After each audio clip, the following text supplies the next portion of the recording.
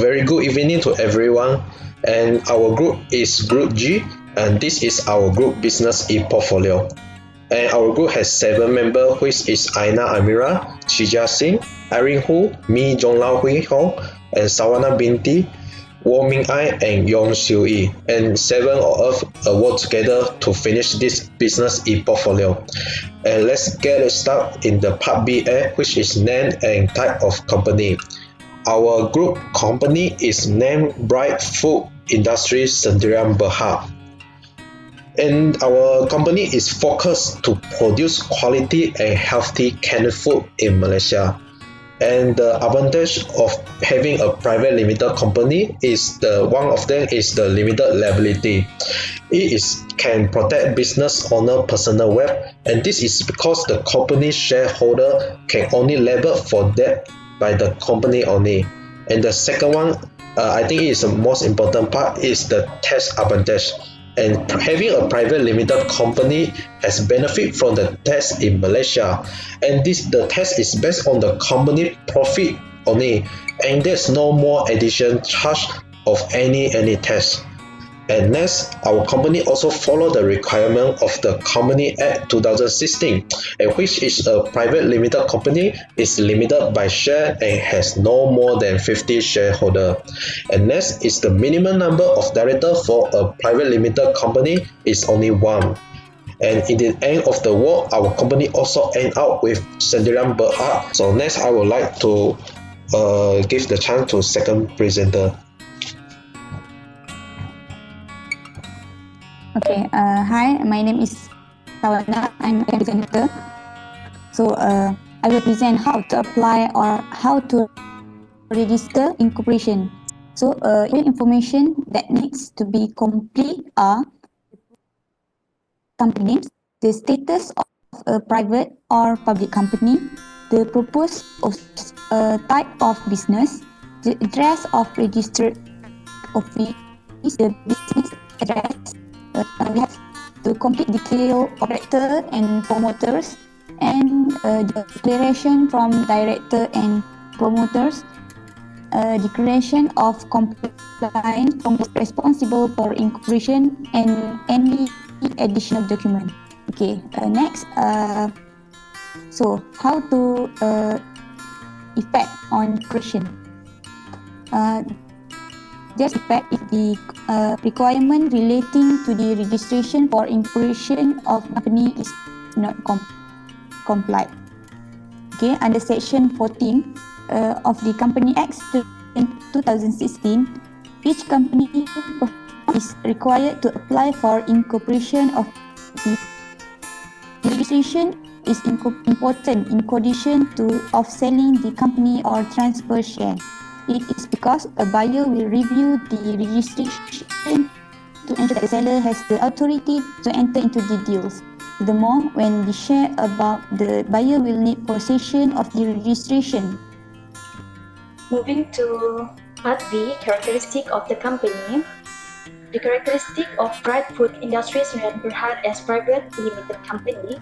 The first one is separate legal entity. Our company is the legal entity established under the Company Act 2016. Therefore, our company has separate legal personality of its own that is separate from the founder of the company. The company has its own right that can be imposed and exercised. It is considered to be separate from shareholders and directors. The company can sue and be sued, which is our company can incur debts and can also sue and be sued in its own. The company is able to sue the person that had infringed the company right. On the other hand, the company will be sued if it had infringed the rules of contract or face any legal liability. Also, private limited company have the perpetual of the company. The company remains existing in the eyes of law, even the case of death, insolvency, changes, and the company shareholding or bankruptcy faced by any of the members in the company. Next, I will present about the company constitution. The first question for the company constitution is what is the effect of the company's transaction which is not adhering to the constitution? In the event of not adhering to the constitution, These entire provisions of the Companies Act 2016 will apply to the company and act as the default constitution. In this case, the rights, powers, duties, and obligations of the director and shareholders will be governed by the Company Act 2016.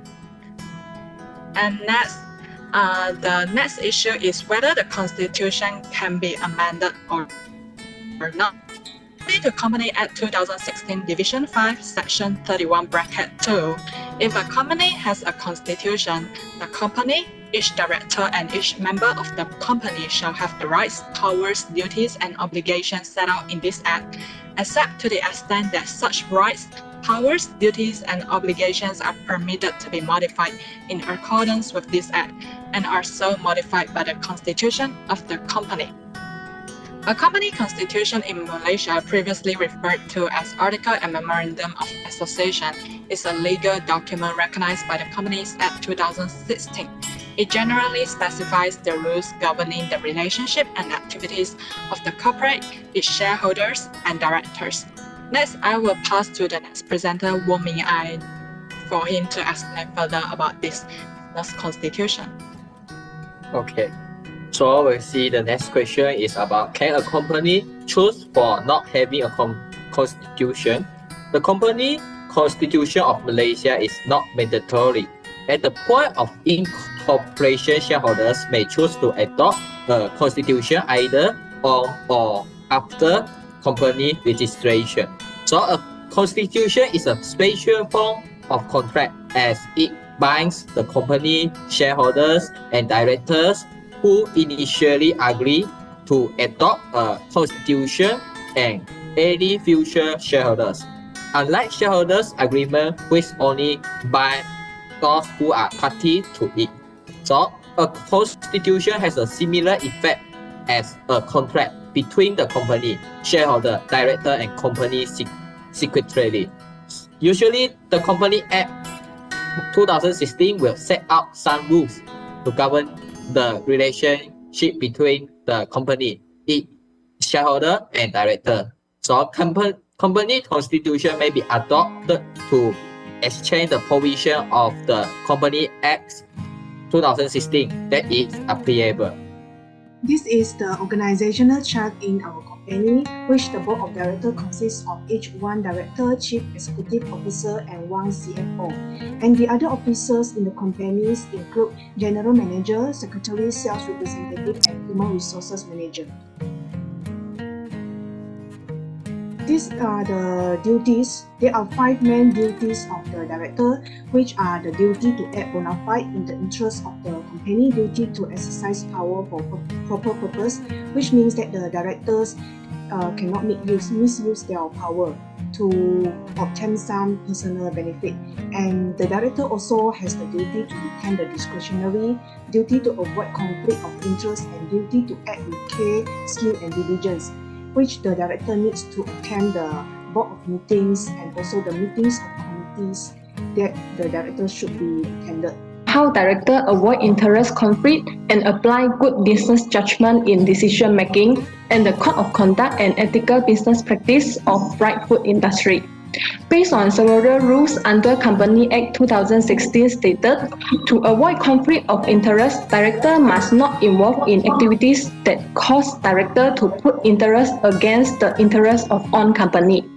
And director also responsible to announce clearly the decision on relevant interest to the relevant members.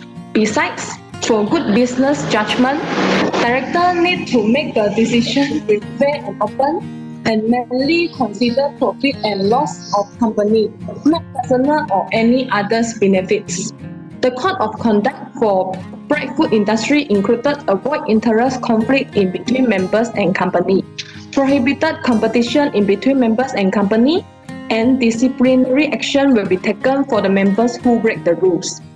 Lastly, there are 2 ethical business practices executed by fried food industry with the purpose to cultivate ethical culture among companies, which are formulating understandable ethical criterion with clear standards and implements clear rewards and punishment system. There are also our reflection towards this assignment in conclusion part. That is all from us. Thank you.